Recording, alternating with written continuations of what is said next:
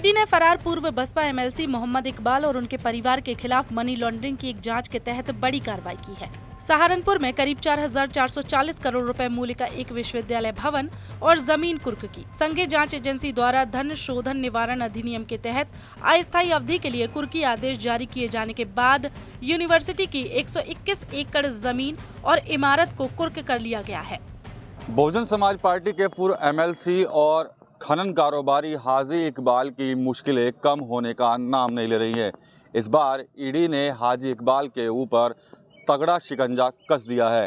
सहारनपुर के मिर्जापुर पौल में स्थित हाजी इकबाल की यूनिवर्सिटी को ईडी ने अटैच कर लिया है। करीब 121 एकड़ में बनी इस यूनिवर्सिटी की जो अनुमानित कीमत है वो करीब 4,439 करोड़ रुपए आंकी गई हैं।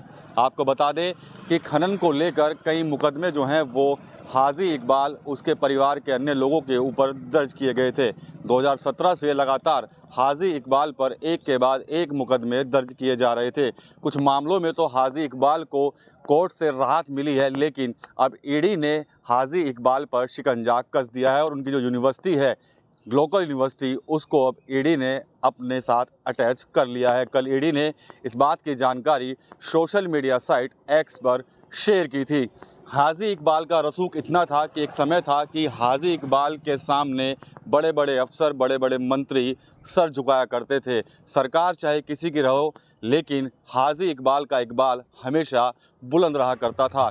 ईडी ने एक बयान में कहा कि ये संपत्तियां Abdul Waheed education and charitable trust के नाम से पंजीकृत हैं, जिसका प्रबंधन और संचालन मोहम्मद इकबाल और उनके परिवार के सदस्य करते हैं। इसमें कहा गया कि इकबाल ट्रस्ट और उनके परिवार के सदस्यों के खिलाफ कार्रवाई अवैध खनन मामले से संबंधित है। ईडी के अनुसार पूर्व विधान परिषद सदस्य फरार हैं और माना जाता है कि वे दुबई में हैं।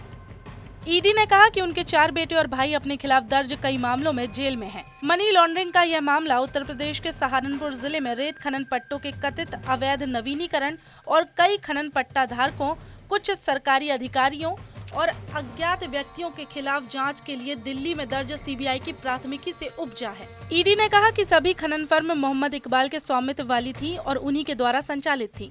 ये फर्म सहारनपुर और आसपास के इलाकों में बड़े पैमाने पर अवैध खनन में शामिल थी।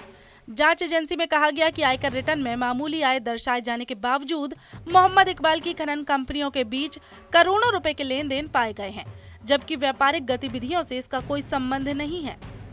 इसने दावा किया है कि धनराशि कई फर्जी कंपनियों के जरिए दान के रूप में लेन देन के माध्यम से Abdul Waheed education and charitable trust के बैंक खातों में भेजी गई। एजेंसी ने कहा कि ट्रस्ट की धनराशि का इस्तेमाल सहारनपुर में जमीन खरीदने और विश्वविद्यालय के लिए इमारतों के निर्माण में किया गया। अवैध खनन से अर्जित 500 करोड़ रुपए से अधिक का इस्तेमाल जमीन खरीदने और यूनिवर्सिटी की इमारत के निर्माण में किया गया। इस संपत्ति का बाजार मूल्य करीब 4,439 करोड़ रुपए है, जिसमें जमीन और इमारत शामिल है।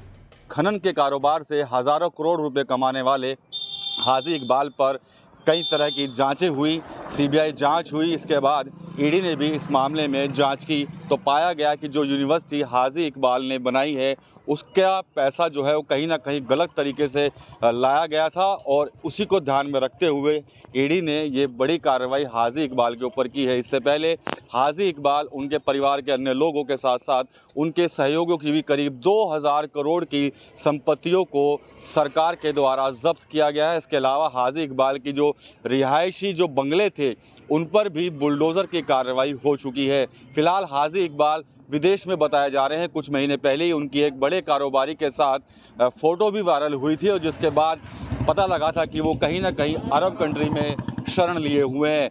लेकिन हाजी इकबाल कोर्ट में वीडियो कॉन्फ्रेंसिंग के जरिए लगातार पेश भी हो रहे हैं।